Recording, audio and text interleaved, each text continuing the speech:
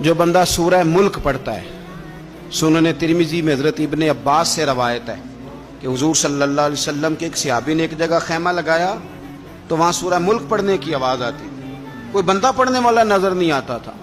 جب حضور کی بارگاہ میں عرض کیا تو فرمایا وہاں قبر تھی اور قبر کے اندر بیٹھ کے میرا صحابی سورہ ملک کی تلاوت کر رہا تھا۔ اگر ہمیں خسرہ نمبر یاد ہو جاتا ہے نا اپنی جگہ کا، اور ہمیں پتہ ہوتا ہے کہ میرے والا حصہ کتنے کروڑ کا ہے، اگر ساری کہانیاں ہمیں یاد ہوتی ہیں تو سورہ ملک بھی ہمیں یاد ہو سکتی ہے۔ موبائل پہ اس کو ریکارڈ کر لیں، پھر اس کو سنیں کبھی بھی سورہ ملک میں۔ اور ہمارے سلسلہ عالیہ میں تو سورہ ملک وظیفہ ہے۔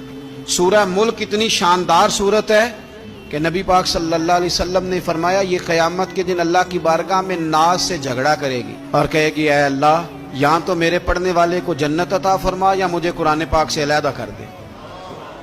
تو رب کریم پھر اپنے فضل سے پڑھنے والے کو جنت عطا کرے۔